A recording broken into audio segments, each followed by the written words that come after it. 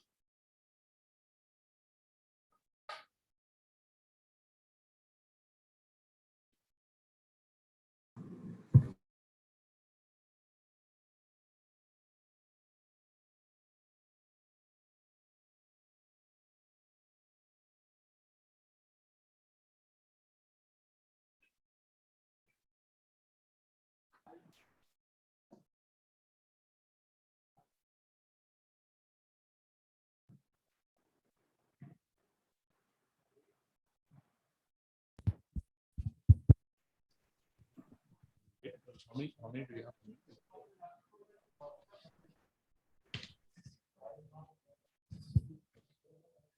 More importantly.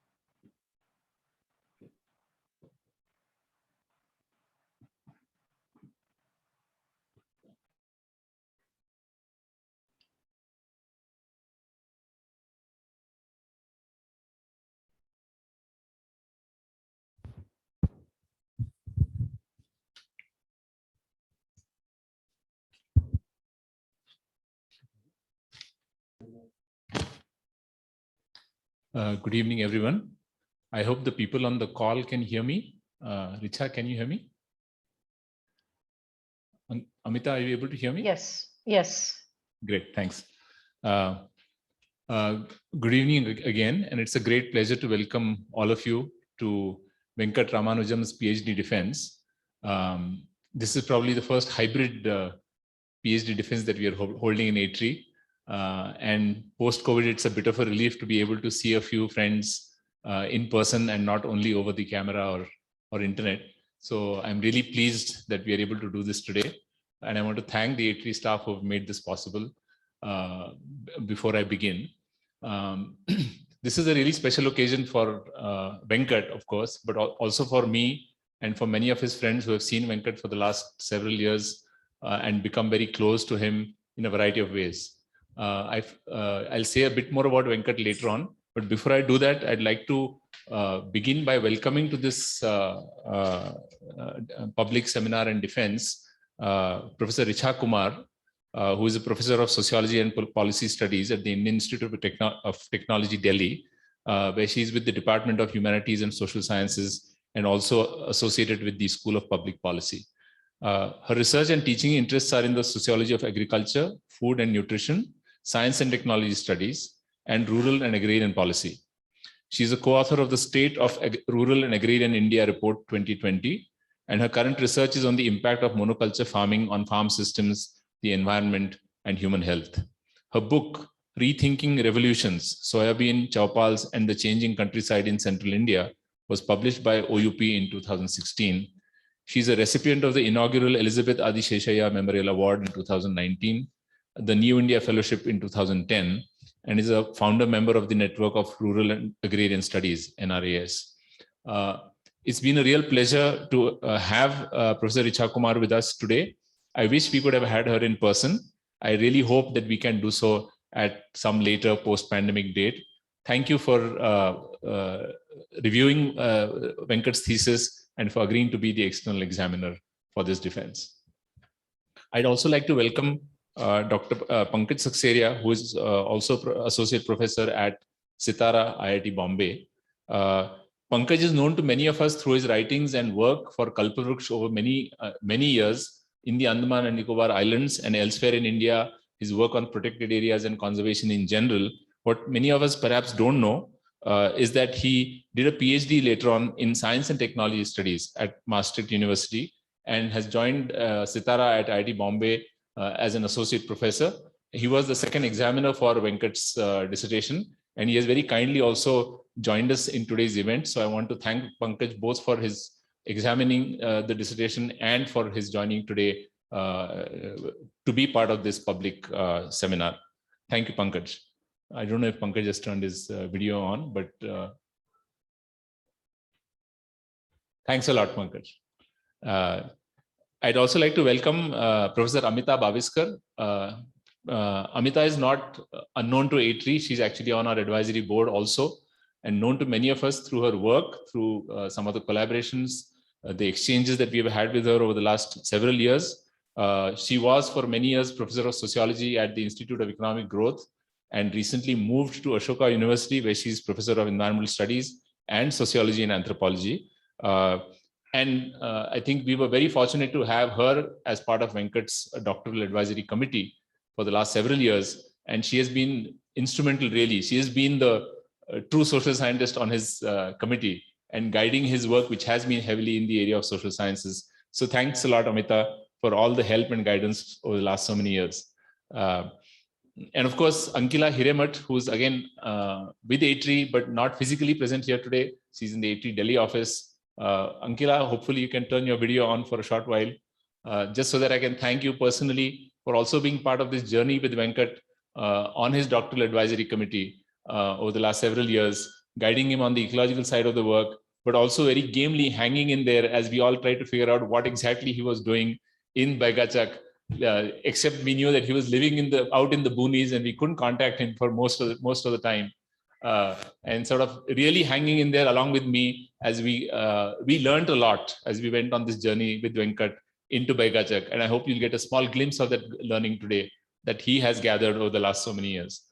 I'd like to, before I hand over the proceedings to Professor Richa Kumar to conduct as per the Manipal protocol, I'd like to use up a couple of minutes to give you a glimpse of Venkat. And I'd like to do that because this has been a real pleasure for me to be his supervisor. It's both a pleasure and a privilege.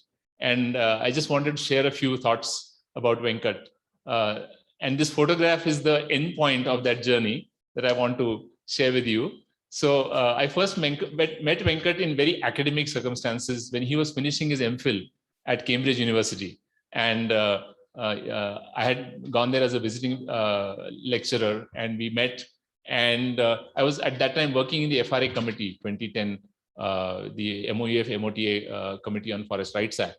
And several months later, I contacted Venkat, said whether he would work for me to look at the Madhya Pradesh forest situation a little bit more carefully. And we finally kind of decided to work on the question of NTFP policy, and particularly the policy about Tendupatta, which is a major non-timber forest product, as you know, in central India. And so Venkat worked for a good solid year in the field before then deciding that he also wanted to join A3 for a PhD. And we did produce a report from that work. But I can say my perhaps only contribution to Venkat's PhD work was that through this work on Tendupatta in Madhya Pradesh, he managed to travel across many sites, including Dindori district. And eventually that provided him an entry point to where he decided that he would do his PhD fieldwork in Dindori in the Baigachak region. So I can say that was my contribution, that I kind of facilitated that project on Tendupatta. And after that, it was been really more of Venkat leading the way and me kind of trying to hang by his coattails, because you cannot find a more well-read social scientist, at least in the ATRI building, than perhaps Venkat in terms of his grasp of the literature, both in the social sciences in general and also specifically the environmental social sciences, and his interest in trying to link constantly the sort of the physical and the social in a variety of ways. He had a lot of ambition in terms of doing his ecological work also in the context of his PhD. But of course, ambitions have to be always curtailed in PhD. That's one of the things that you learn, is that not everything is possible. So although he has tried to look at some of the fire ecology kind of issues, probably he'll do more of that as we go along. He has engaged more with the agroecology of that region, as you will also see. So as I said, my journey with Venkat has been about Venkat leading the way and me kind of getting introduced to new areas of thinking, new field sites and so on. In fact, I never managed to go to his field site till after he had submitted his PhD. And when I took him back to Baigachak, where people had been waiting, because he had left Baigachak about 3 years ago. And he had told them at that point in time, I'm just going to go back and write up in a year, and then I'll be back here to say hello to you guys. And it was a good 3 years, after which he returned in March of this year. And I was able to go with him. Prajwal was also able to join me. Prajwal, my wife, is also here. And this is the welcome that Venkat received in the village in which he had done his fieldwork. And I think this photograph captures it all. It captures the love that he had given them, which was reciprocated by the love that they gave him. And they were waiting for him to come back. They held a dance in his honor. They felicitated him with a garland and with the traditional Baiga dress and drum. And we just had a great time in that village over the 2 days that we were there, because everywhere we went, people were just like thrilled to just feel that somebody who had stayed with them for a year and a half really bothered to come back and visit them. And they saw him as a long lost brother who had kind of gone off to the city, and more of their village rather than of the city. And so I think that shows the kind of empathy that, as you know, in social science work, we say that we need to build a rapport with the community that that is in a sense the subject of our research. But very few of us actually manage to build that kind of a rapport. And I think this is an outstanding example of rapport building with the community, to the point where the community sees him as one of them rather than an outsider, and continues to think that even 3 years after he has kind of disappeared from the scene to write the dissertation. So with this photograph and with these few thoughts about Venkat's journey that I had the good fortune to be associated with, I'm going to hand over the proceedings to Professor Richa Kumar to conduct the rest of the public defense. Thank you. Thank you, Professor Lele. It's my pleasure and honor to be here at ATRI with you. I wish I could be there in person, but we have to make do with whatever we have today. I have been given a set of instructions from Manipal University about the proceedings today, and I'll try and do my best to follow those instructions. So I have been told that we begin with a 45 to 50-minute presentation by Venkat, and then that's followed by an open set of question answers for about 10-15 minutes, and then we close this part of the defense. Shall we proceed with that? Yes, please. Okay, so Venkat, I invite you to make your presentation to all of us for about 45 minutes or so.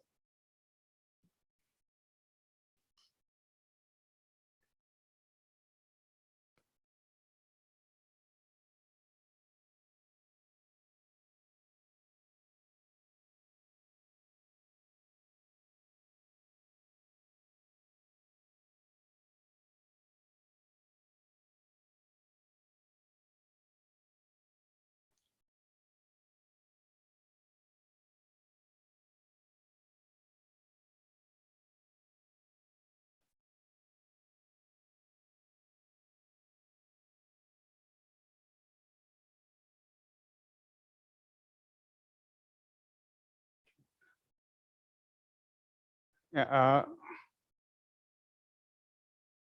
thank you. Thank you very much, Dr. Richa Kumar. Thank you, Sharad, for that uh, overwhelming, overwhelming introduction. And thanks to all those of you who have made it physically here and all those who are following this online. I'll get started quickly. My work has been in the Maikal Hills of Madhya Pradesh, and within the Maikal Hills, a sub-region called the Begachak, which Sharad just referred to. So the Maikal Hills beckoned to me about a decade ago when I was working with Sharad. And then I thought that this was really the right place for me to go back and explore the questions that I was carrying in my mind. So my dissertation is a lot about Adivasis and Adivasis as a disenfranchised people. And the term Adivasi itself is not officially recognized. It is merely a self-appellation of the scheduled tribe communities which live in central India. But the scheduled tribe communities in central India make up more than 80% of all the scheduled tribe people living in India. And that's a substantial number. The Adivasis are of interest because they are materially and discursively marginalized. They suffer from very high rates of displacement and landlessness. And the Sardar Sarovar Dam, which you see in the picture here, has been a major event in the lives and livelihoods of the Adivasis of central India. You see people who lost their lands offering Jal Satyagraha in the picture adjacent. Adivasis also have the lowest social indicators among all social groups. So that's rural, whether it's rural child mortality, child malnutrition, or chronic malnutrition among rural women. The indicators are the worst for the Adivasis.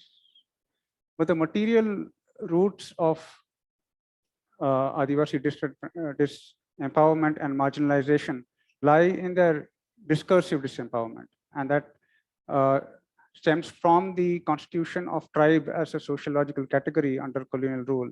Wherever the Europeans went, they created this category, tribe, aboriginal, autochthon in different parts of the world.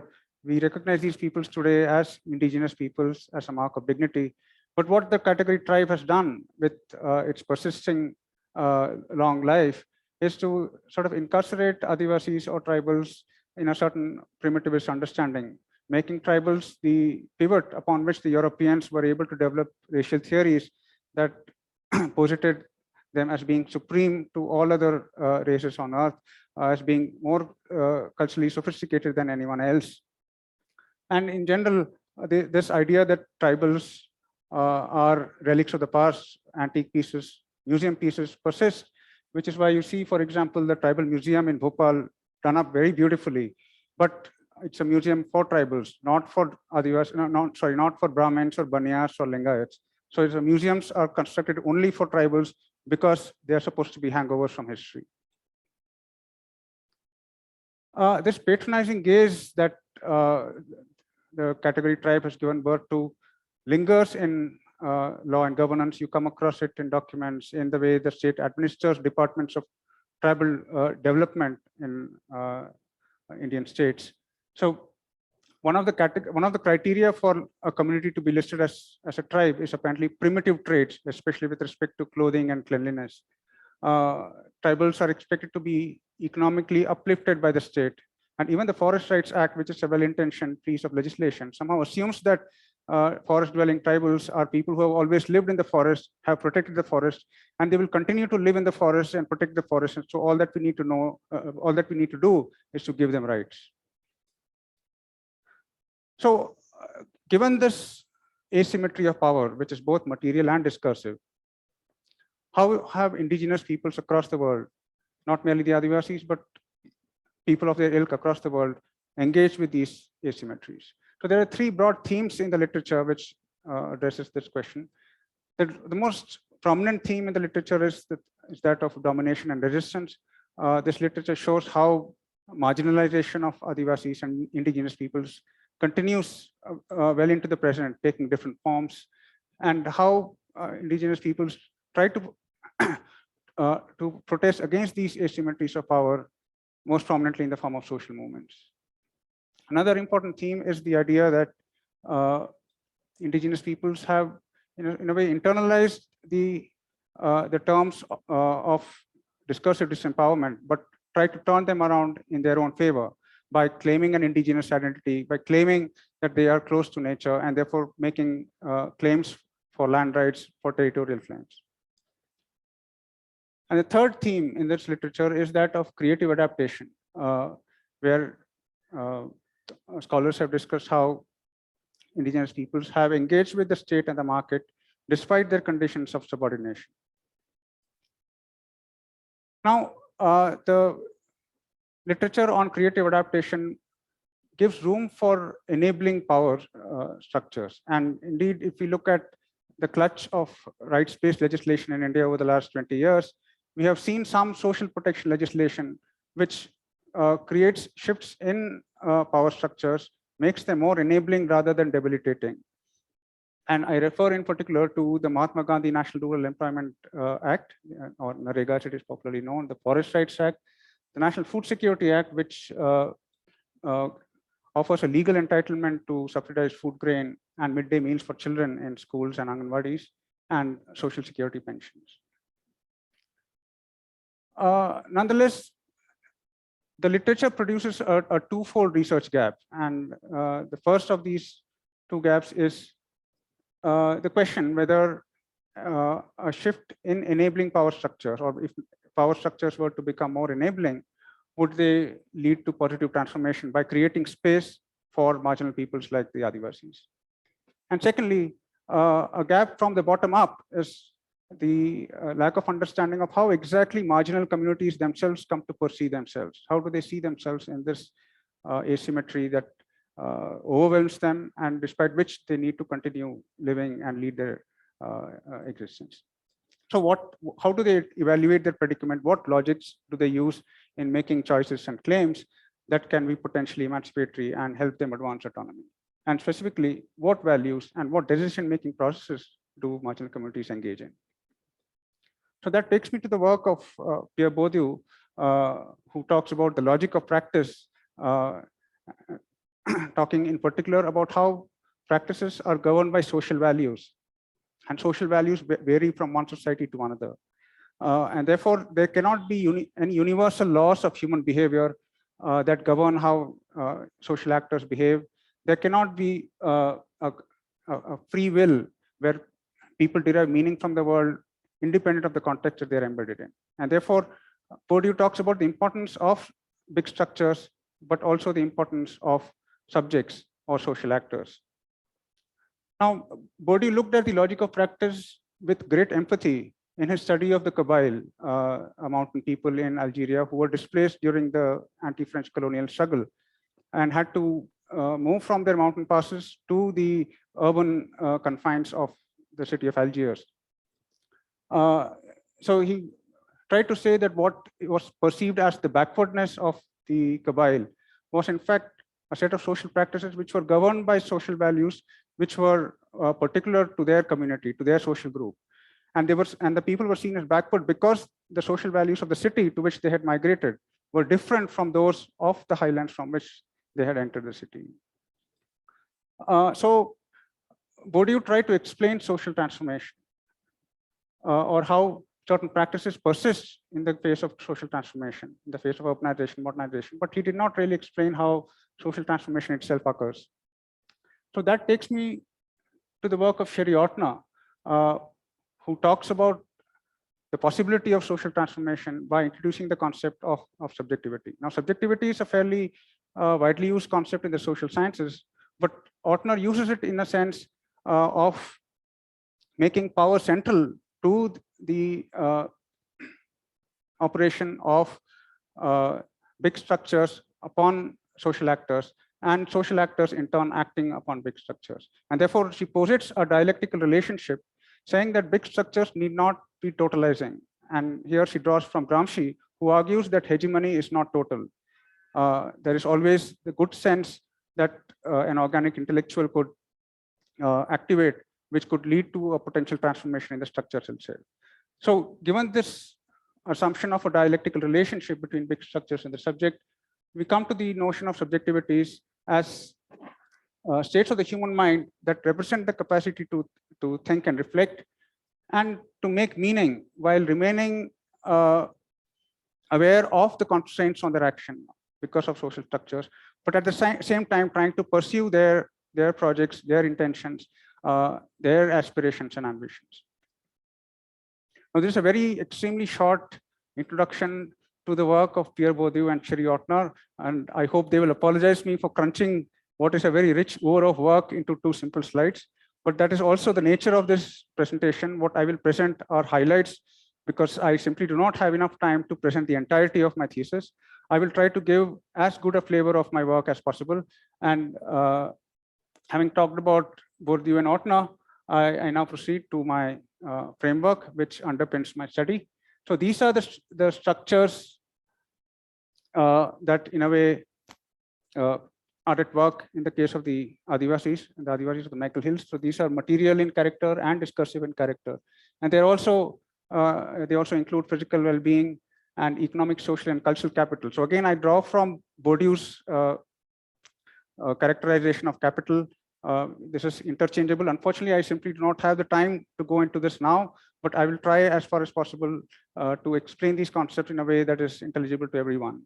Now, you have these big structures on the one hand, which act upon livelihood decisions, and livelihood decisions have consequences for Adivasi society and the environment. And in the middle, you have the social actor. The social actor could be anyone, but in the case of this dissertation, it will be the Adivasis of the Maikal Hills. So I argue that social actors act on the basis of subjectivity in the ordinarian sense, drawing from shared social values and knowledge, which are themselves dynamic. So values can change, knowledge can be forgotten, new knowledge can be acquired, and habitus. Habitus is a concept that I draw from Bourdieu in explaining how certain practices persist despite transformation. Bourdieu brought about or created the notion of the habitus. Habitus is always governed by certain social values. And even when social values change, if individuals have not shifted their values, they may display the habitus. So in a sense that provides a flavor of how societies can reproduce, but how also certain communities may appear at odds with the other people around them. So this is the Maikal Hills, the site of my fieldwork. The Maikal Hills lie at the eastern extremity of Madhya Pradesh on the border with Chhattisgarh. It's a largely sal forest dominated region, and the 2 main communities here are the Bega and the Gond Adivasis. The sub-region where I conducted fieldwork is called Begachak with a population of 35,000. And these are people who combine forest dependence with farming. My research question is, how have the Adivasis of the Maikal Hills engaged with the power asymmetries that overwhelm them, in which they are enmeshed, and try to enhance their material and cultural well-being and advance autonomy? And in doing so, how have they drawn upon their social values and knowledge to make livelihood decisions and engage with structural forces? And lastly, can their decisions and choices lead to a future that is environmentally sustainable and socially equitable? So my work has been ethnographic in character. This involved collecting genealogies and oral histories and detailed daily field notes maintained over 21 months of fieldwork. Fieldwork itself was conducted largely in Saraidadar village, a pseudonym that I used for the village I lived in, but also at a factory in Tanjavur where I traced migrants from Begachak who had gone there to work. I also carried out household surveys of different forms of livelihoods, collected old and new songs which are listened to by different generations of the Adivasis there, perused archival records and historical sources. And after I had come back from fieldwork, I carried out a quantitative analysis of Narega job data for the 14-year period from 2007 to 2020, and also carried out an analysis of remotely sensed forest cover and forest fire data for a 20-year period. So my dissertation has 7 chapters in all, 5 of which are the main data chapters. The second chapter talks about the historical background of the Maikal Hills, which sets in perspective more contemporary livelihood shifts. The third chapter talks about forest livelihoods. The fourth And fifth are about agrarian change and engagement with the state and the market. And the last data chapter is on migration and youth aspirations. So I start with the history chapter. I call this Becoming Beggar, Becoming Kisan, the Michael Hilson historical perspective. The most stark feature of the history of the Michael Hills, starting from the colonial period in the mid-19th century, is the persistent dispossession of the beggars and the Gonds. The beggars lived in the upper hillsides. The Gonds lived closer to the lowlands and occupied a different geographical niche. But both of them were dispossessed under colonial policies, which led to the expansion of agriculture and also the reservation of forests. So while the district of Dindori, of which the Begachak region is a part today, is largely an agrarian landscape, it was at the time of the colonial conquest largely a pastoral and forest zone, which was inhabited by the Beggars and the Gonds. However, in the course of their policies of expansion, agrarian expansion and forest enclosure, the colonial government did not give titles to the Beggars and the Gonds. And that was the first instance of disenfranchisement. So people who had been living there for centuries together were now bereft of titles, and the titles went to immigrants from outside who were called by the British government to cultivate and to be able to settle the land and make the best advantage of the fertility of the riverine tracts, in the hope that they would be able to pay more land tax than either the Beggars and Gonds could.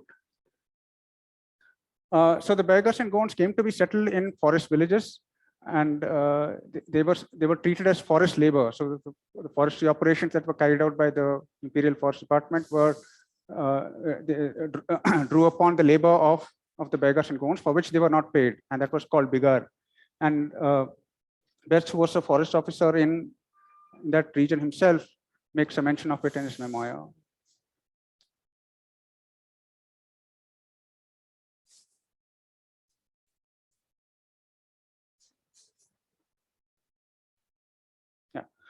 So what you had as a result of the colonial intervention in the Michael Hills was a double subordination of the Beggars and the Gonds. The Gonds were pushed away from the fertile river valleys and into the hills, and they became subordinate not only to the immigrants from outside, but also to the British government. The Beggars, on the other hand, were pushed out of the forest in which they had lived, so they were subordinated by the British, but ironically, they were also subordinated to the Gonds because they were apprenticed to the Gonds by the British in a project of social engineering to become their servants and to learn how to plow the field and to use oxen. So the Beggars were shifting cultivators earlier, and the British wanted them to settle down and become civilized people, and therefore they were made servants of the Gonds. And therefore, the double subordination of the Gonds and the Beggars worked to the great misfortune and disadvantage of the Beggars.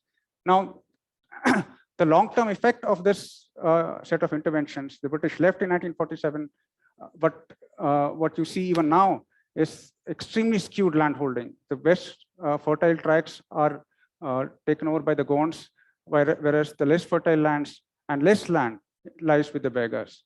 And also in the 1990s, the end of the previous century, a major or a major watershed event of that time is what people call Bhukmari, a period of very intense hunger, where they were not able to grow enough food from their soils, which were thin, and which were not suited for agriculture. And they were also not able to get enough food from the forest because the forest had been in a state of decline due to over a century of timber extraction by the forest department. I'll come to that in a short while. So I come to the forest chapter. This is the longest chapter in my dissertation. And I'll try to go over it as quickly as possible without compromising on the details. Now, the 2000s were a site of great assertion, great ferment in the forests of the Michael Hills. This also marked an extremely successful mobilization of the Adivasis under the Forest Rights Act. Dindori district became, and even today, it's probably the district which has given a maximum area under forest land in the form of community forest rights. Now, the question I'm asking in this chapter is, how did Michael Hill Adivasis actually develop a critique of power relations which led to this mobilization? And how did they actually come to develop an environmental subjectivity? So the most prominent factor which led to the development of a conscious environmental ethic, and I argue that conscious environmental ethic was articulated in response to certain material factors is the extraction of timber, which had started about a century ago, but which was progressively creating a crisis in the form of diminishing availability of food and animals for the residents of the Maikal Hills. In the 1990s, this was compounded by an epidemic of the salt borer insect. The salt borer insect infests itself in salt trees and kills the tree. So in response, the forest department inaugurated a free-for-all, saying that all salt trees which are infested by the salt borer insect should be cut down. And there were contractors from all over who were hiring local labor to cut down salt trees. Many good salt trees were cut because of the value that they held as timber. The official count in Dindori district or Dindori Forest Division alone is 13 lakh trees. The actual count is expected to be many times higher. This particular event, which gave rise to massive deforestation and opened up several patches of the forest, caused people to think. And there were many people who started thinking about what this would mean for their children if the forests were to be cut down at such a rapid pace. So if material decline was one cause for the rise of environmental subjectivity, the other was the expansion of democratic space. In the 1990s, two civil society organizations, one Ekta Parishad and the other an NGO called the National Institute for Women, Child and Youth Development, entered Begachak and started working there with the Adivasis. So they had broadly overlapping mandates, but they were also doing other things. What they actually ended up doing is by holding regular meetings in a region which was very much under the firm thumb of the forest department, literally a feudal landscape. They created a democratic space where people could come and discuss their pressing concerns. And one of the pressing concerns was the forest. The civil society organizations gave people the feeling that the forest belongs to them and that they have certain rights under the Constitution. And this support played a very important role when the Forest Rights Act was enacted and gave rise to the intense mobilization that was that the region witnessed in the 2000s.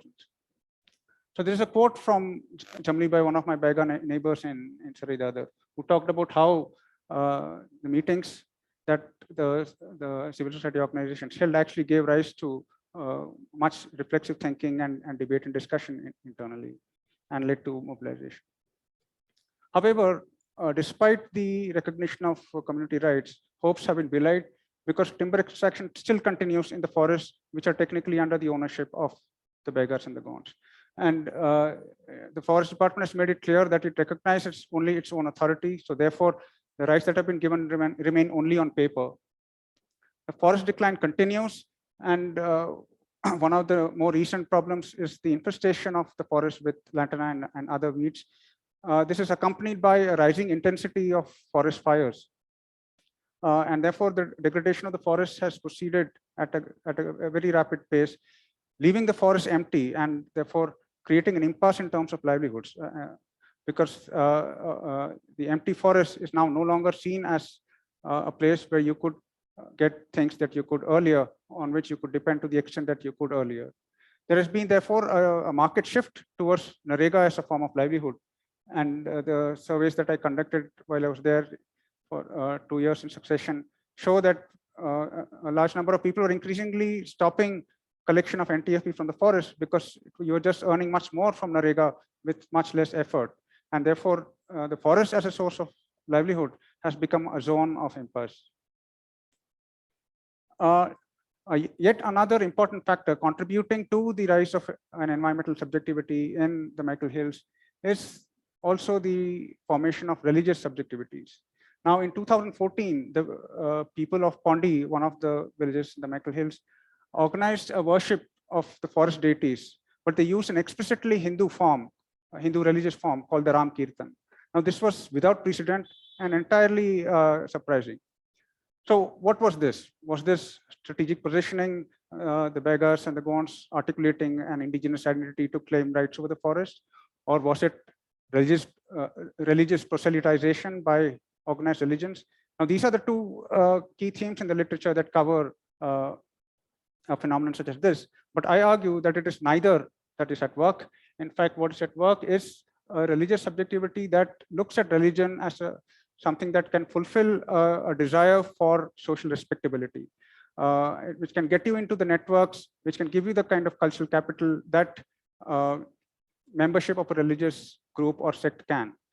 The reason being that in the prevailing cultural hierarchy of the Maikal Hills, the beggars and the Gonds are seen to be at the bottom of a larger inequality, of a larger unequal power configuration, where the dominant community is the community of non-Adivasi Hindus who live in the lowlands. Now, the Adivasis have internalized this hierarchy, and therefore they see the religious practices of the Hindus in the lowlands as something worthy of being emulated. And this is what you see at work in this commemoration or this worship of the forest gods in Pondi village. Now, so this is not a one-off occurrence. So there's been a progressive Hinduization of the Adivasis in the Maikal Hills in the last 20 years. So this is a picture of Durgaji or Durga Puja, an idol which is installed and worshipped over 10 days by calling a Brahmin priest and having him resident in the village. So this is a new festival which has been added to the calendar, the festival calendar of the Maikal Hill Adivasis, a new god added to the pantheon of the Adivasi gods, however, worshipped in an entirely different way with much pomp and some austerity, which now people feel that it is the celebration of Durgaji and not the traditional forms of worship of the Adivasi gods, which make them appear more socially respectable, which make them more socially upwardly mobile and more likely to be able to, more likely to be taken seriously by the non-Adivasi Hindu caste. Now, ironically, you have two forces at work in trying to develop an environmental subjectivity which challenge the power asymmetry, the domination of the forest department. You had one kind of a tendency at work. But here, in the case of the internalization of the cultural hierarchies, you see a tendency which works in the direction of Adivasi subordination, because ultimately you're accepting the inequality or the conditions that leave you lower down in the hierarchy compared to the Hindu caste. So the conclusion for this chapter is that there was assertion in the forest, but this critique of power relations emerged through the formation of an environmental subjectivity, which in turn emerged from a combination of forest decline, the emergence of democratic space due to the role played by civil society organizations, and the FRA as an enabling legislation. However, power asymmetries remain acute in the forest department remains dominant, and thirdly, environmental and religious subjectivities intertwine, but in a way that is not been explored in the literature. And this is something I believe is novel. And what this does is that while it advances autonomy for the Adivasis in one direction, it paradoxically also deepens their subordination in another. So I move to the next couple of chapters which talk about agrarian change and engagement with the state and the market. And we talked about how the end of the 20th century was a time of great hunger, or Bhukmari as they call it. But between the 1990s and the early 2010s, the Maikal Hill Adivasis made a transition from hunger or crisis or a state of food crisis to a state of food security. So in this couple of chapters, I tried to ask how this happened and what this says about their efforts to advance their own well-being, their own autonomy. To cut a long story short, the late 1990s, which saw the coming of the civil society organizations, also saw the introduction of a range of agricultural intensification techniques through one of these organizations. However, the adoption of these techniques was extremely selective. It is one out of about half a dozen techniques that was adopted and became popular. And the technique, I call it LBC, short for land leveling and bund construction. Locally, it is called Samtalikaran and Medbandan, which basically flattens the field on undulating terrain, makes it possible for the field to retain water, and therefore makes it possible for farmers to grow either paddy in place of millets or more productive varieties of millets in place of earlier ones, which were less productive. So LBC started with civil society intervention, but it really picked up pace with Narega, when Narega was introduced in 2007. Now the Gonds were the first of the block because they were already cultivators and they historically had what is called an agrarian habitus, an inclination towards agriculture. The beggars, on the other hand, have had an inclination towards the forest, and therefore they were more suspicious about this new technique and followed suit only after the Gonds had pressed ahead. So there is some picture to show what LBC is. So this is a field that is sloping, and when you carry out leveling, this is how it looks like. The soil that is excavated is used to construct a bund. This makes it possible for the field to retain water, and this makes it possible for people to grow paddy. Now, the per unit production of paddy on a field that was earlier used to sow millets is much higher, and therefore, while there may be a compromise in terms of nutritional security, in terms of food security, the household is getting much more food to last it through the year. So these are the measurements. The transition from millets to paddy gave rise to an increase in food output. So the output of paddy was often at least double and often more than thrice when the same field had compared to when the same field had been used for growing millets. So that is the first one. The transition from millets to paddy is the most common type of transition that has occurred and which had given rise to food security. So the harnessing of LBC through NREGA itself is a process of creative adaptation, and that is because under NREGA you can do a whole lot of things. There are many different activities that NREGA makes it possible for people to do.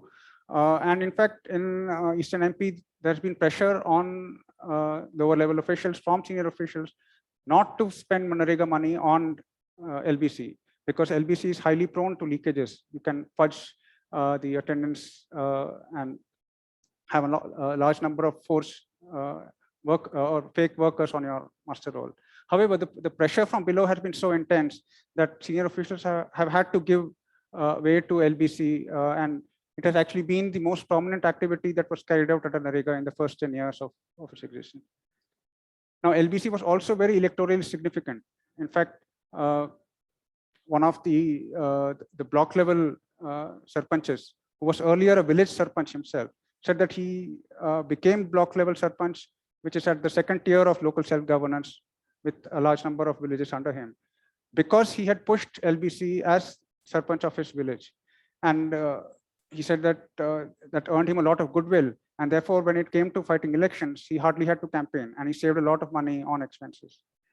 So even today, elected representatives right at the Gram Panchayat level pay a lot of attention to LBC because they know that it's something that really gets them votes. A second factor which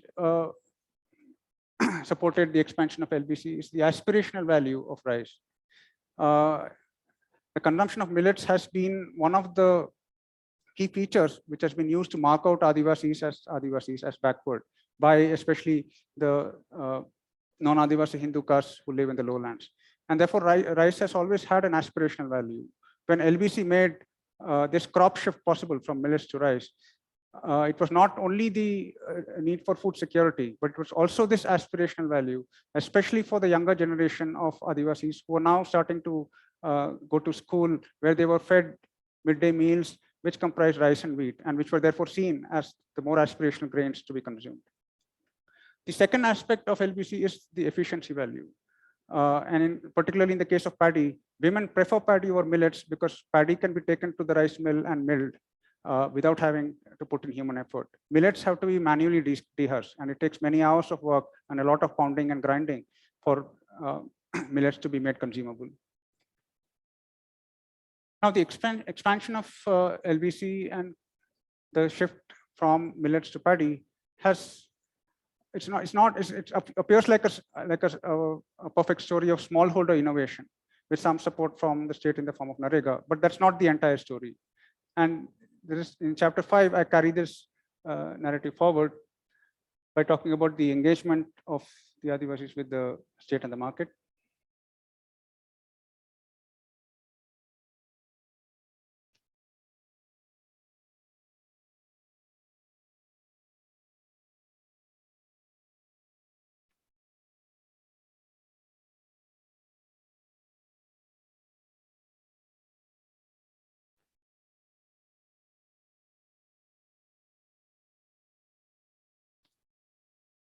So in addition to NREGA, the overall panoply of social protection that has been offered by the state has strengthened in Madhya Pradesh since the mid 2000s. So you have also had the public distribution system being able to consistently offer rice and wheat every month. You also had the Anganwadi and the school offer the midday meal much more regularly. So staff have been appointed, the quality of food has improved, leakages have reduced. Apart from this, NREGA has also been, it has been a source of agricultural intensification, no doubt, but it's also become the single most source of cash income. And this has made an enormous difference because now people no longer need to depend upon money lenders. They no longer need to resort to credit for buying food grain. I'll come to that in a minute.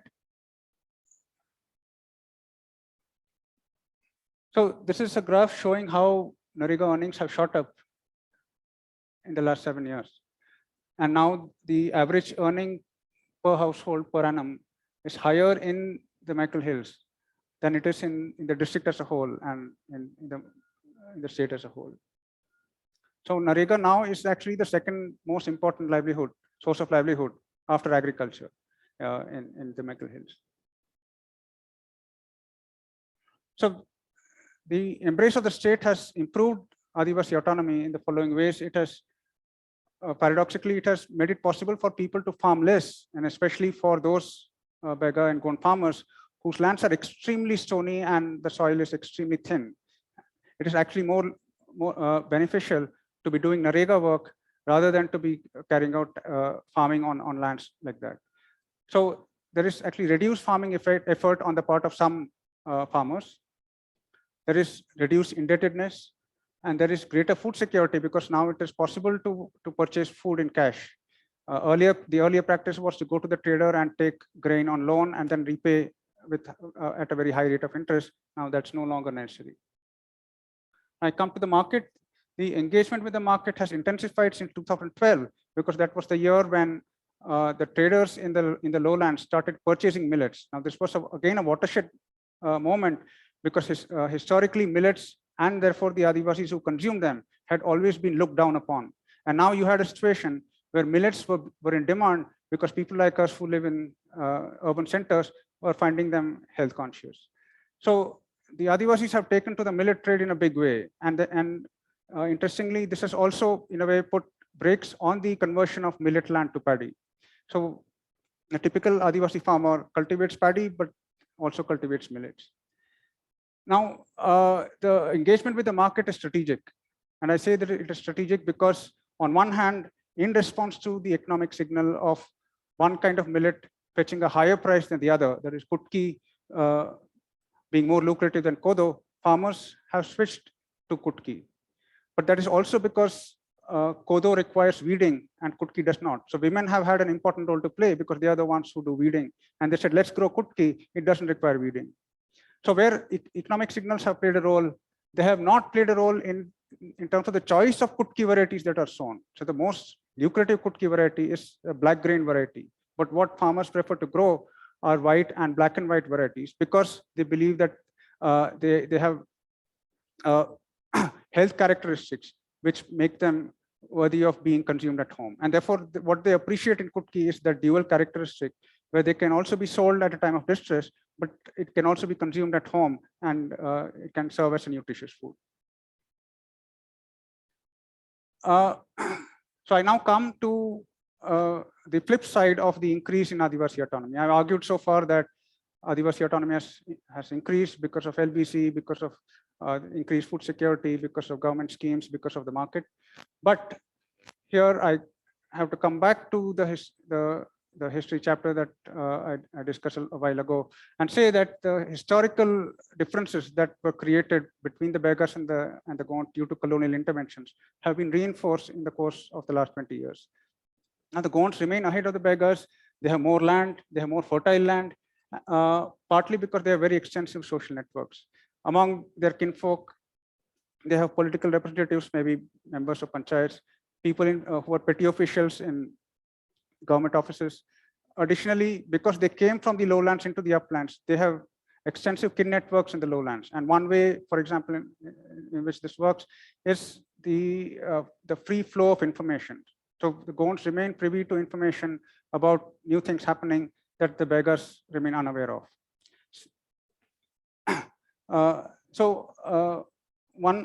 One more way in which the Gonds remain ahead of the beggars is in terms of their ability to deal with the state. And this is easier for them because they have kinsfolk already working in the panchayats and the government offices.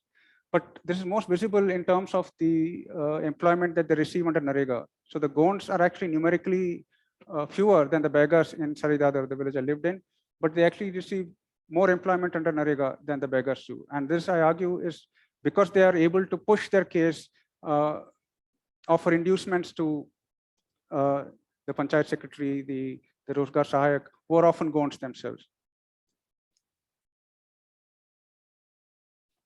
Despite the advancement of autonomy, and despite the fact that the Gonds are ahead of the beggars, I argue that overall livelihood autonomy is marked by precarity.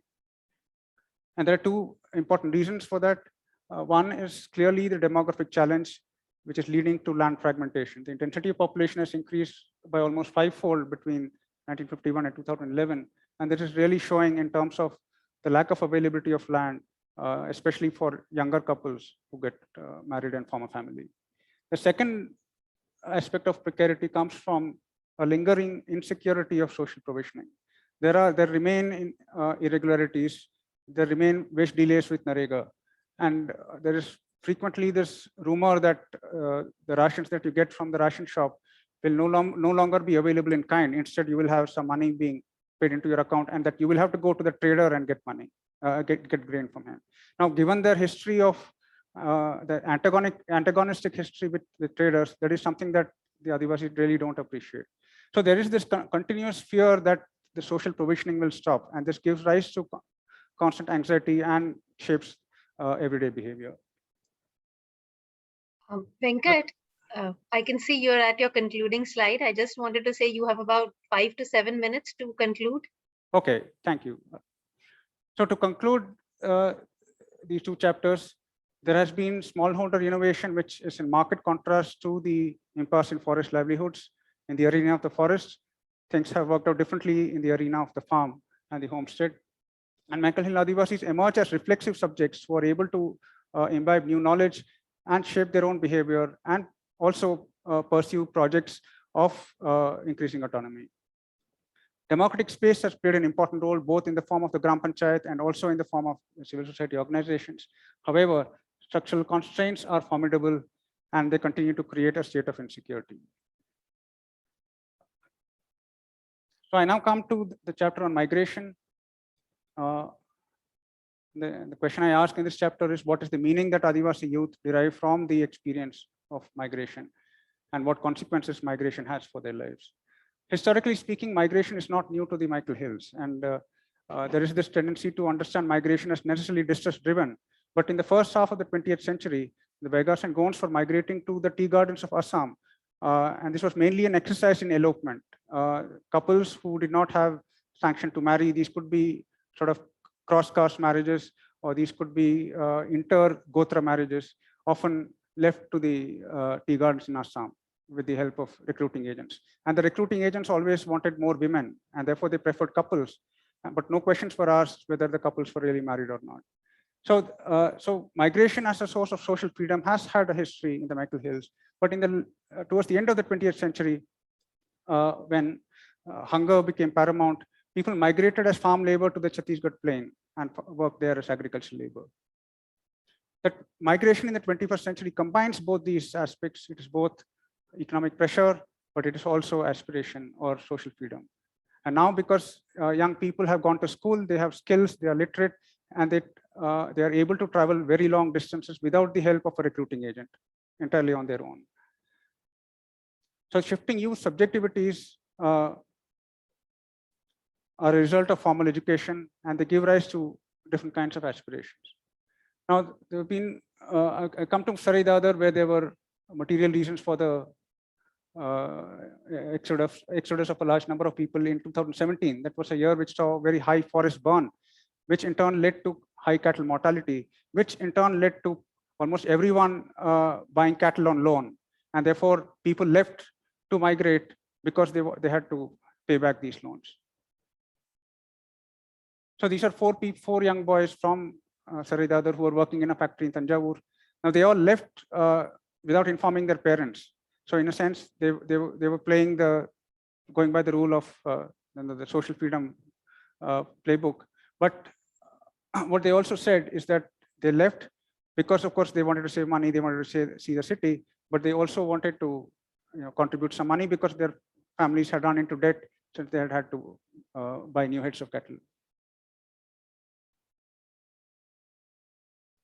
So to conclude, labor migration is a combination of economic pressure and aspiration. And Adivasi youth subjectivities are in transition, and they now consider themselves not just of the Maikal Hills, but as belonging to a world much, much beyond the Maikal Hills. Well, migration deepens Adivasi subordination, but it also produces communication skills, gives them awareness, makes them aware of a much larger world. And these are possibly skills that they need to confront the sort of challenges that face them. The ability to engage smartly with government officials, with the bank official, knowing that they cannot be cheated in the way that their parents and grandparents were. So this is something that migration also produces. So I come to the final chapter, the conclusion of the dissertation. The act of bringing straw home marks the conclusion of the agricultural lean season, of the agricultural season. And in that spirit, I hope I can conclude. So I argue that Adivasis have reflexive subjectivities which help them adopt different strategies in different arenas of livelihood. And therefore, you see them asserting themselves in the forest, challenging the domination of the forest department. On the farm, they have resorted to creative adaptation, making use of newly available resources. They have engaged in strategic engagement or carried out strategic engagement with the state and the market. They are taking risks and also undergoing subordination in migrating. And also they engage in enculturation of the prevailing cultural and religious hierarchies by adopting new religious and dietary practices. But overall, Adivasis emerge as, like anyone else, complex, socially situated actors who pursue their projects of aspiration and ambitions, despite the fact that they are enmeshed in powerful or in asymmetries of power. And they are therefore capable of being inventive and creative, despite the fact that they are a subjugated social group. Now, democratic space plays a very important role together with social values and knowledge, and this is significant because it can nurture reflexive thinking, which in turn produces shifts in subjectivity and results in a critique or a challenge of power relations. It can potentially support an environmentally sustainable and socially just vision of society. Lastly, in this dissertation, I also tried to look at the consolidated impact of different social protection legislation. And the result has been checkered. The Forest Rights Act has not been really effective, but NREGA has been so. So also PDS, midday meals have had their zones of impact. So therefore, the impact is overall checkered, but on the whole, it's favorable. Theoretically speaking, subjectivity in the Wagnerian sense, together with a focus on dynamic social values and knowledge, can help unpack the agency of the social actor and explore the complexity of agency, bringing power into it. And by due sensitivity to power relations and to the categories that social actors themselves create to understand and make meaning of their world, we can hopefully contribute to a democratization of epistemology itself, to the creation of knowledge itself. With that, I end. I'd like to acknowledge a few people. First and foremost, the people of Sarai Dadar who made me their own and with whom I spent a year and a half, probably the most memorable year and a half of my life. Sharad, my supervisor, Amita and Ankila, who've been on my committee, my field assistants, Bhagat Singh and Sonaram, the A3 Academy, Siddharth, Malvi, Milind, and also Nitin, who was convener earlier, Manipal, A3 fellows and colleagues, people who offered me research support, a whole lot of friends at A3, some of whom were roommates, some of whom were classmates, some of whom were just there, and friends from NIAS, where I took a few courses at the beginning of my PhD. I should have added friends from NCBS, some of whom are here. For funding support, I'd like to thank A3 for the fellowship that it gave me, Sharad, Deepak Damor Memorial Fund for Research in Agrarian Studies, and the DeFreeze Bajpai Foundation small grant, which helped me while I was writing up. So thank you very much. I look forward to your questions. Thank you, Venkat. That was absolutely on time. Thank you for a very crisp and clear presentation. And I now open the floor for questions. What I would suggest is we take 2-3 questions together, and then you answer them in a bunch. And we have about 15 minutes or so. I'm assuming we are in time. Is that okay? We can keep 15 minutes for questions. Professor Lele? Yeah, sure, we can. We can even go over if there are more questions. Okay, great. So maybe we can take 3 questions. If I cannot see people in the room, so maybe Professor Lele, you can help with identifying people with questions. Otherwise, people can either raise their virtual hand or some other way. This hybrid thing is new to me too. They could also type the question in the chat box if they wish to. Yes, there is one already in there. Okay, great. I'll just take it. Why don't you go ahead with that? Yes. Okay. So the first one, Venkat, is: did you find class struggle between Baigas and Gond tribes? And let's take a few more together. Are there any questions in the room? Yeah, Jagdish, go ahead.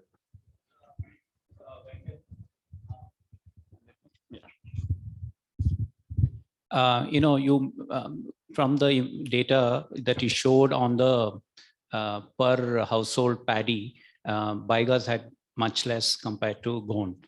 And you also mentioned that Manrega in some sense had helped folks reduce the area under marginal agriculture and focus maybe a little bit more on paddy, because Manrega provided the support for that.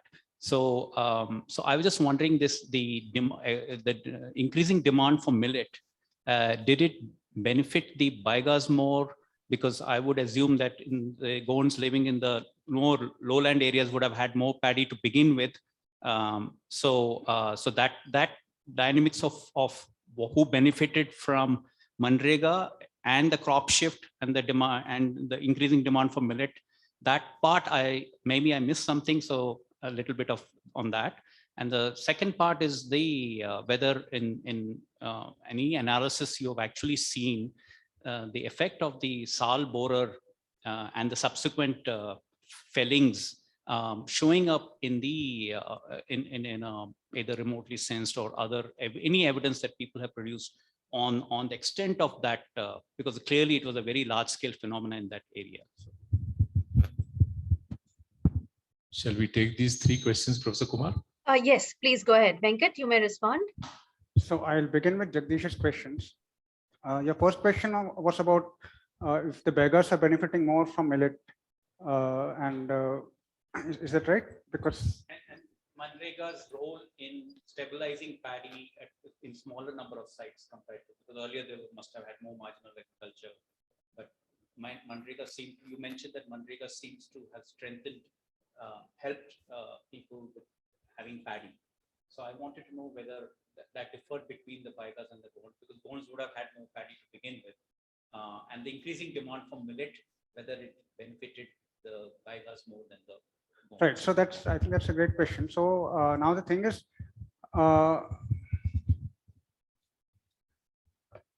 so yes, Manrega has, in one way you could say that it has benefited the Gonds more because they had more land suitable for paddy. But what one is seeing now is that the Baigas are also using Manrega for similar LBC, but not leveling the land. But so they use it for millet land. So the land is not completely flattened. So they maintain a slope, but they do it in such a way that it makes the land more productive. So the millet field becomes more productive. You can also use, so the KVK, the agricultural universities have been coming up with new varieties of Kodo and Kutki, which are more water intensive. So these fields can be amenable to those varieties.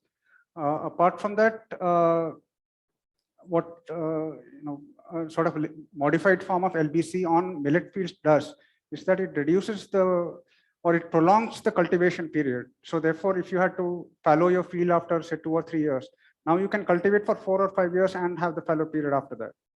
So in that sense, you can say that the beggars have benefited. But now the thing is, the Gonds have both millet land and paddy land, and therefore they are still ahead of the beggars. So many of the beggars have very little paddy land, or in some cases, no paddy land. And the second question was about the sal borer, whether there are after effects of the sal borer. So that's also interesting, because there was a section of the community, not everyone, but a significant section of Adivasis felt that the sal borer infestation happened because from the late 80s, early 90s, for about 5 or 6 years, there was complete suppression of fire in the forest. So the JFM committees were formed, and they were primarily tasked with controlling fire. So for about 5 years, there was very little fire in the forest, and the people believed that it was because of that suppression that infestation happened. So since then, there is always some fire. So the suppression of fire has weakened. But then since then, there has been no sal borer infestation. Now, I mean, this is just a matter of correlation. One cannot impute causation to it. But there is this belief that fire was important in suppressing not just sal borer infestation, but also other pest attacks. Okay, thank you, Venkat. There is another question, and you can also probably address the class struggle question along with this. Is there any difference in contemporary cultural perception of their relationship with forest and forest managers between Baigas and Gonds? Do those values contribute to formation of associations of various kind for cooperative behavior to tackle a changing economic political context? Okay, so there are 2 questions. I will answer both. So I'll take the second one, which Richa Madam, you read out just now. I mean, I cannot universalize this. I mean, you can't say that all beggars and Gonds are like this or like that. So in the Beggarchak, because there has been a history of mobilization, there is a very high degree of solidarity in that part of the Maikal Hills. And therefore, the relationships between the beggars and Gonds and the way they think about the forest managers is probably similar. But beyond Beggarchak, there are other villages where Gonds and beggars live together, but they do not have that same kind of solidarity. In some cases, the relationships are somewhat antagonistic. The Gonds have many forest guards are Gonds, so there are now Gonds in the lower forest bureaucracy, and this also makes a difference. So if the Gond forest guard were to catch a beggar person, then it may lead to friction. I've not really seen that happen very much, but that potential is always there. And I think there was a question about class struggle between the beggars and the Gonds. No, not really. And that's the unique feature of the Maikal Hills. The beggars and the Gonds share extremely strong solidarity, despite the fact that the beggars and Gonds have sort of different economic circumstances.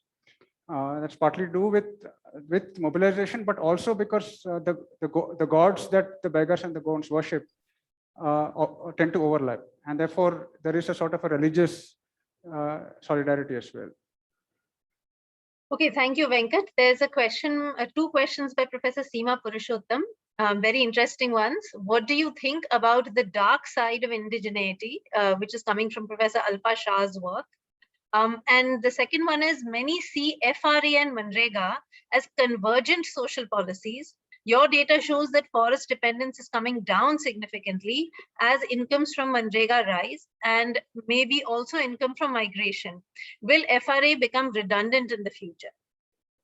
Okay, the dark side of indigeneity.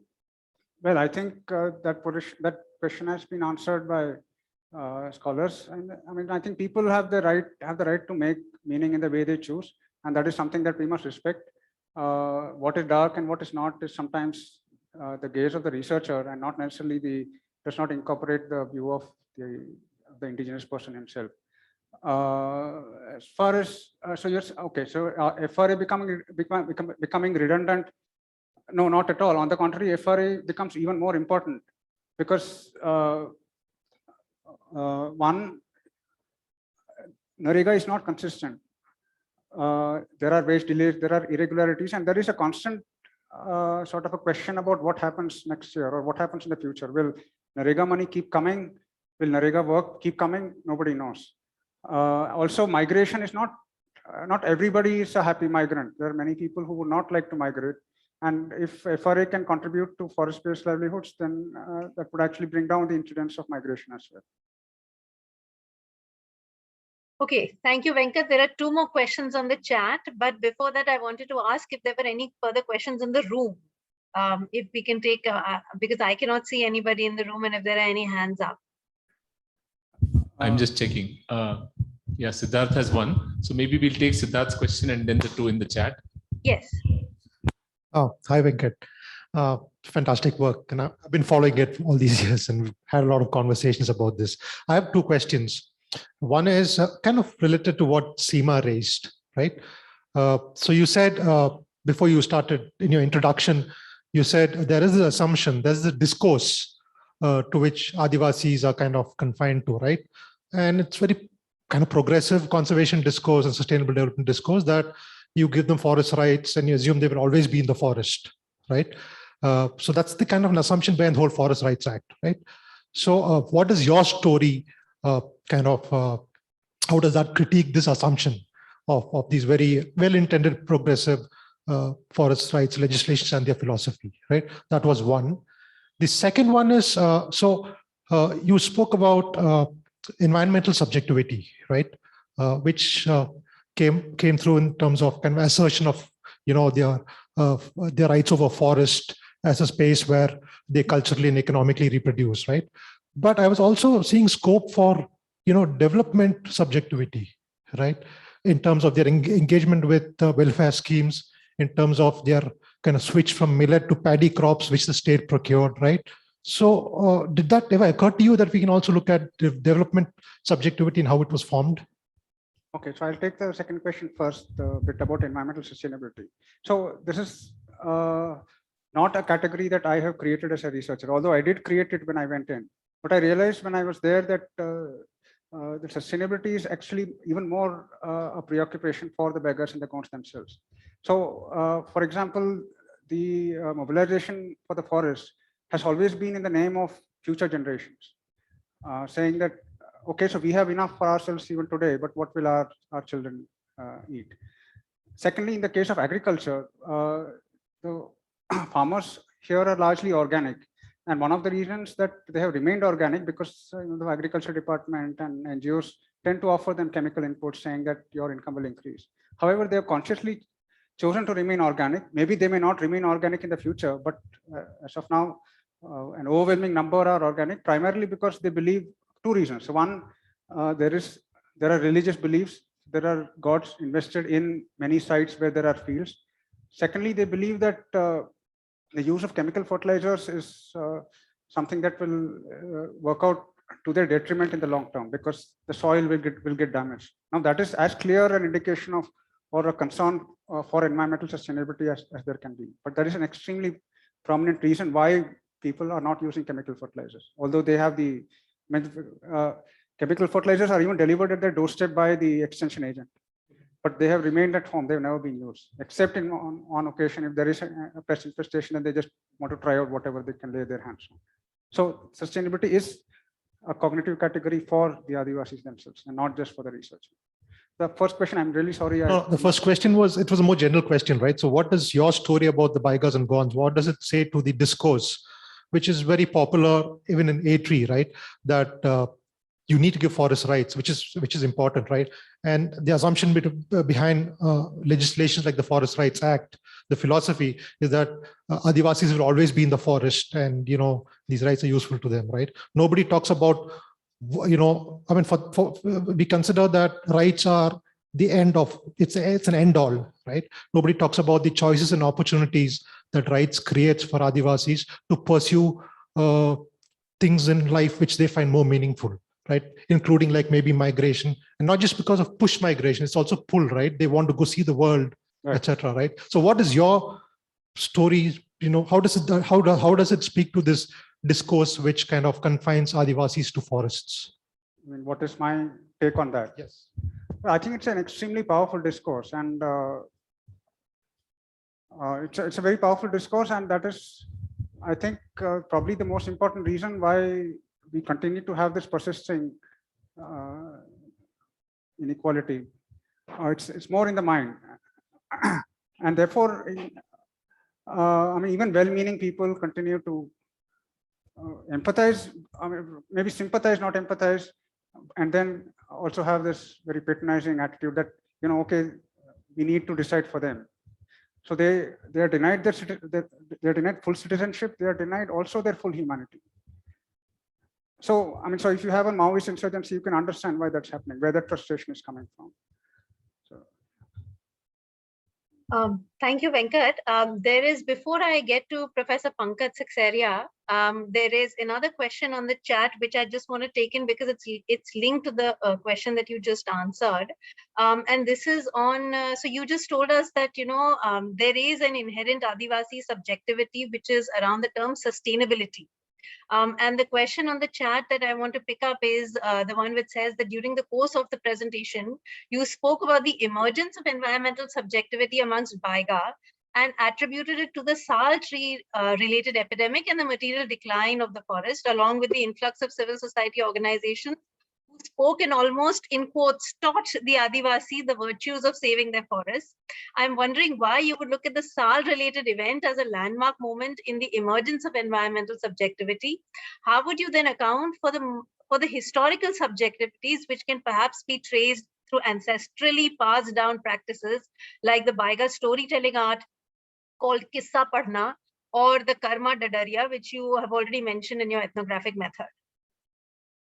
Okay, so do I? Okay. Yeah, could you, and then we'll take the other questions together. Okay, yeah. So I'm not discounting these other things. They have their own cultural traditions, which have an important role to play in the formation of environmental subjectivity. But my point about the sal borer infestation was with respect to the fact that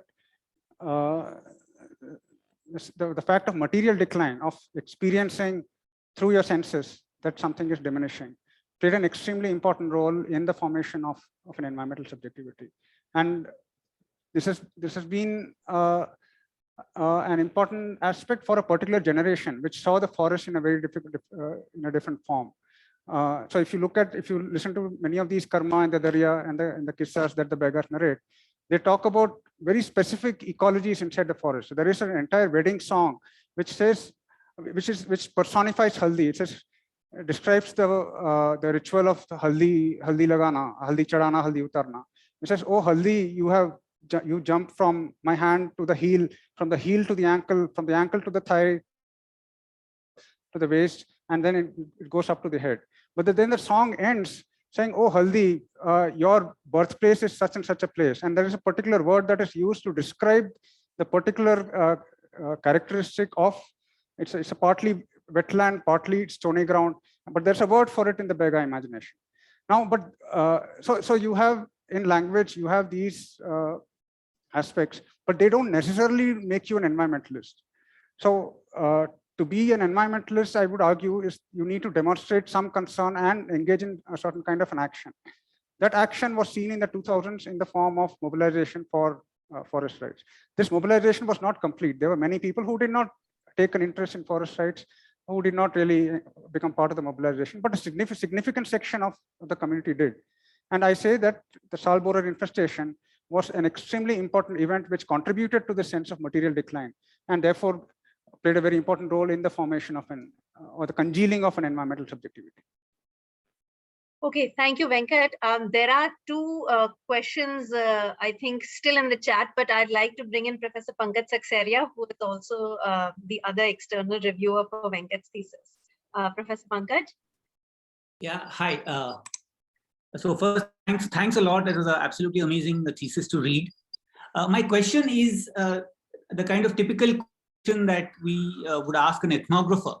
And this is more to ask, for instance, were your respondents, were the people you were living with, the community, were they curious about what you were doing, what you're trying to do, etc., etc. But more importantly, have you had a chance to share what you've shared with all of us now and kind of translated, not translation just in terms of language, but the stories that you're telling about these people, have you had a chance to narrate it back to them? And how are they responding, or how have they responded? Or how are you planning or even thinking of doing that if you're planning to do that? So what is that other transaction that is going on at the backstage of all this research and writing, and particularly on the final stories that have emerged and that are part of your thesis? Yeah, so that's the question for me. Thank you. Sorry, are you asking about stories about them that I might narrate to them, or stories in general that I could narrate to them? No, so your thesis, I mean, have they seen what is there about them in your thesis, for instance? And are they,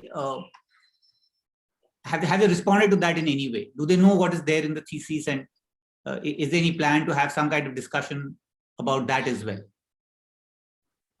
So that's a great question. So I have not, so I'll answer in two parts. So part A is that I've not really had a chance to sort of talk about the thesis per se to a lot of people, but I've had the chance to talk about it to a few people. And these are people whom I have remained in touch with, or who have rather remained in touch with me over the phone. So in a sense, this thesis has also incorporated those conversations where I sort of read out or described my impressions, where I would sing some songs and ask them about what happens to this now. And they would come up with something entirely new, making me feel that, oh my goodness, I was there for a year and a half and I didn't know this. So there were many such moments that actually emerged in the course of writing of the thesis on the phone. But I think to go back there and the standard form that any meeting took was, I would eventually get really ribbed. I mean, I was also, someone whom people could make fun of. So my meetings generally ended in a situation where people were making fun of me in some way or the other. So, but that was the character, that is the character of Begachak and Maikal Hills. People don't take things very easily. They're an easygoing people. And for me to say, and I mean, take myself very seriously as a researcher and go there and say that, this is what I found out about you. They'll say, okay, come and sit down. Let's have a leaf cup of mahua. So that's probably what matters more to them. I mean, it's just people like us who are very pompous about the research we do and think we would really, scale the world or something. But that's not really the case. I think they are more cognizant of the more important things that matter to them than people like us. Thank you, Venkat. There is only one more question on the chat, which is also an interesting question on religion. This is from Rennie Thomas, who is saying that I'm curious to know, in relation to your discussion on religion, if there were debates on a separate Adivasi religion in MP, similar to what we have seen in Jharkhand in the form of the Sarna religion. Just curious. Oh, yes, very much. There are, I mean, in fact, there is a sect called the Jai Seva sect, or it's also called the Gondwana sect in other parts of the Gond country, further south of Dindori. So definitely, I mean, these debates are there, but they have not become very prominent. And unfortunately, the leader of that sect, who believed that being Gond was a religion unto itself, just died in the second wave of COVID. So this is a part of a larger effort at social reform, where the Gonds are encouraged to declare themselves a separate religion. They've also been given a list of heroes to venerate. So these are the Gond kings, Hirdesha, Sangram Shah, and so on. Now there are songs, and you can find them on YouTube, and people tend to download them on their mobile phones when they go to the market. So it's there. I mean, it needs a sort of a spark to be able to gather critical mass. So far, it has still remained at sort of a not a very energetic level, I would say, but it's there. Okay, are there any further questions in the room? Or anybody else online would like to raise their hand or type up a question? We have time for one last question, I think. I'm not seeing anything in the room. Yeah, sorry, there is one.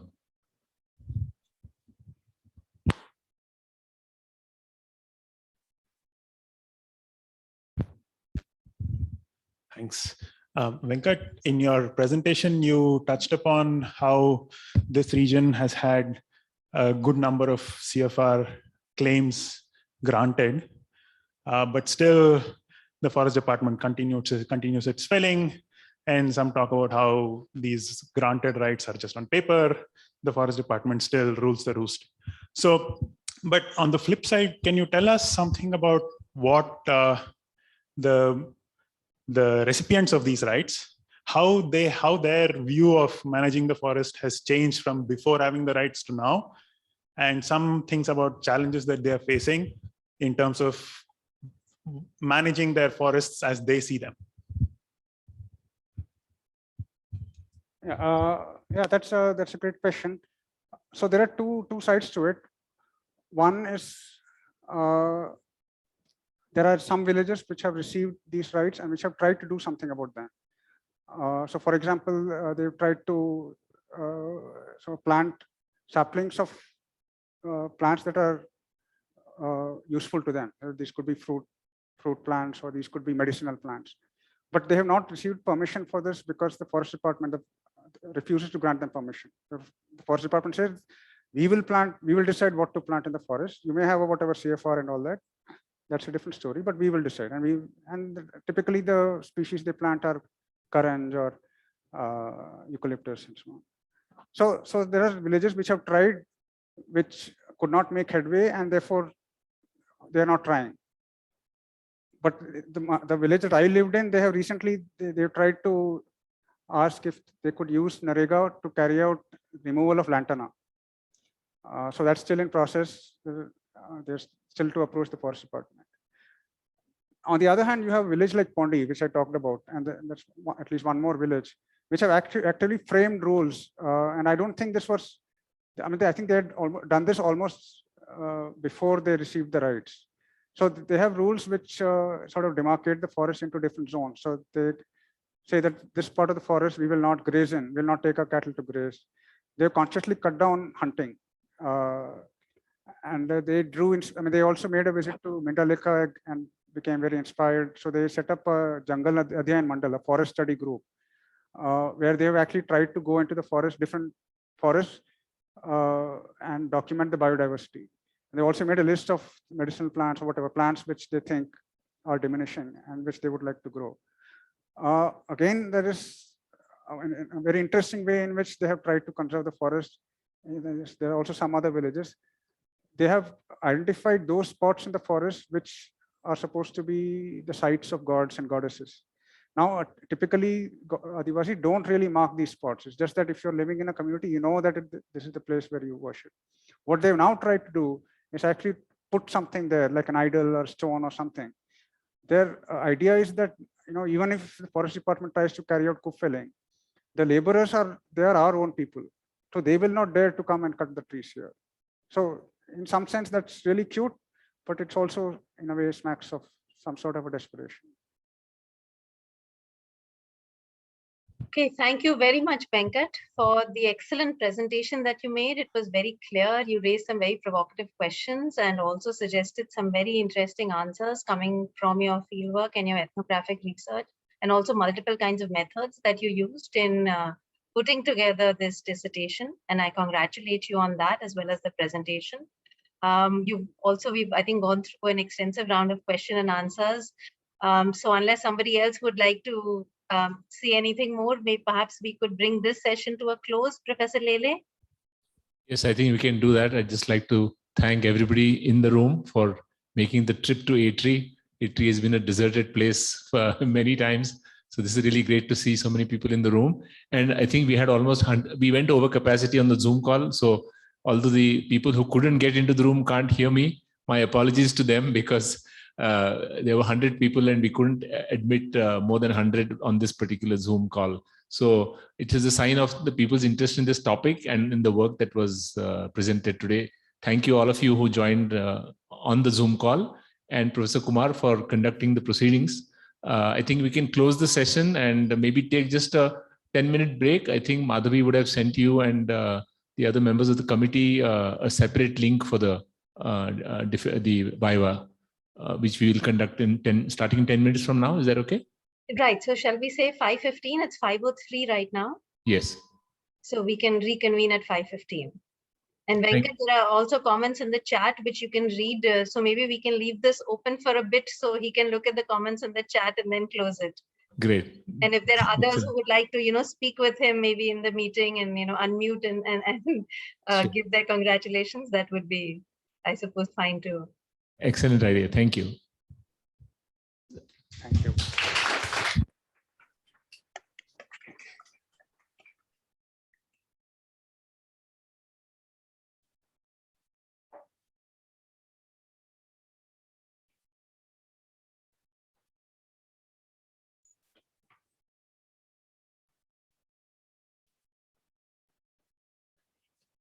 Thank you. Thanks very much.